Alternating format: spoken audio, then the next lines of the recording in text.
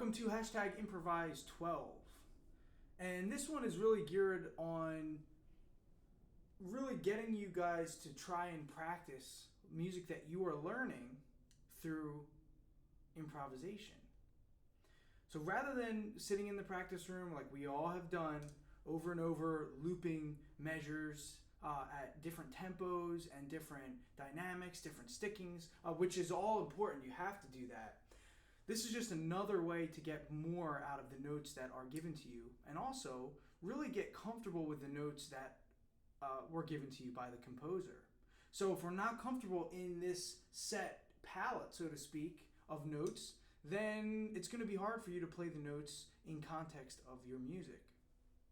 So I chose the Porgy and Bess excerpt because it's one of the most performed orchestral pieces. It's very popular in auditions for both orchestras, for graduate students, for undergraduate students, and just one that's great music just to have under your hands. So we're only going to focus on the first four measures, which is that of what I played in the beginning of this video. I broke it down into three different licks. So here's the first one.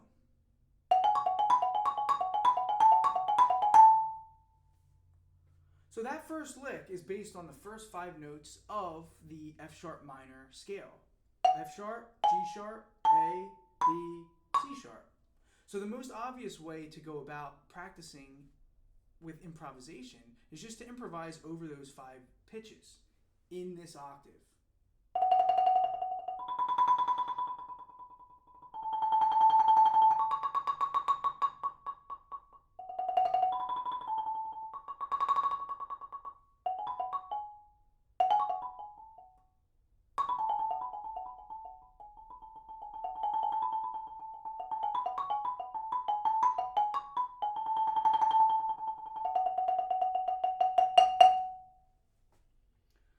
But that does not address all the sticking issues that we have in Porgy and Bess. So even though that's great to get you improvising, it won't necessarily help you play this depending on what your sticking is. So what I do in my own sticking is a double left to over the F sharp and G sharp. Some people do all alternating, some people do other different stickings, but I'm just going to base this video off of the sticking that I use. So there are alternating passages, but we have the double in the left hand.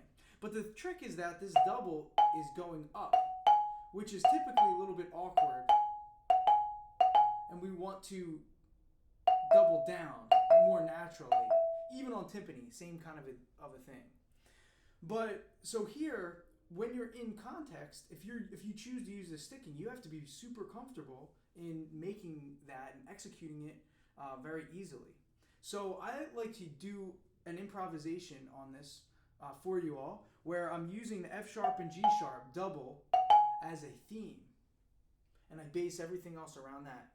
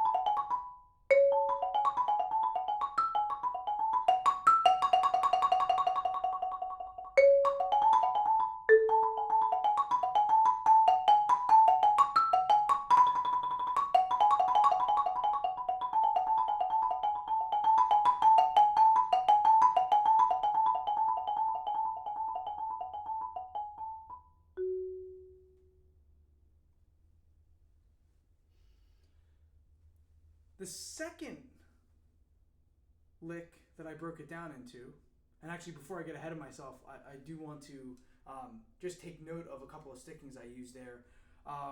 Due to my snare drumming background, and most of yours, I'm sure, don't shy away from it here. So I was using not only double left but double right, which works really well over the instrument, even in your own exercises.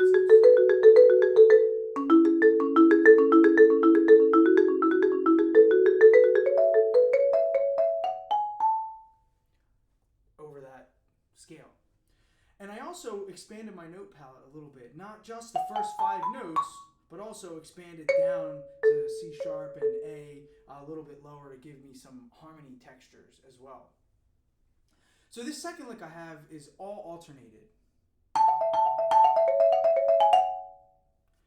meaning that I'm playing it right hand to left hand. So I always think about shifting here, meaning that I'm playing in the same beating spot and on each bar, no matter what hand I'm using, rather than 2 different beating spots.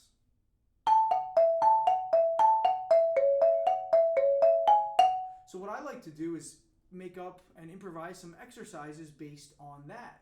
So I would do things like this all the time.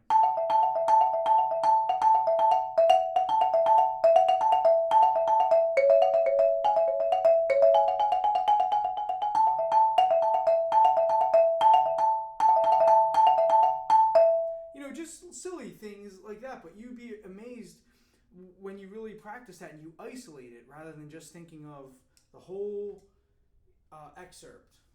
How much how much more accurate you actually end up.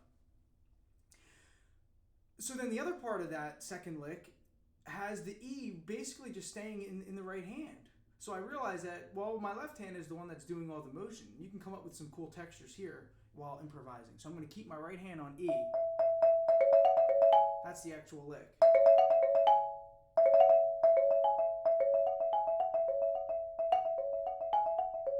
I might even add some dead strokes.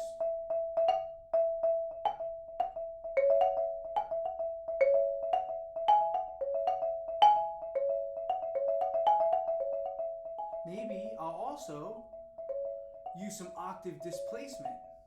So not only play in the octave that it's written, but I'll also play in higher or lower octaves.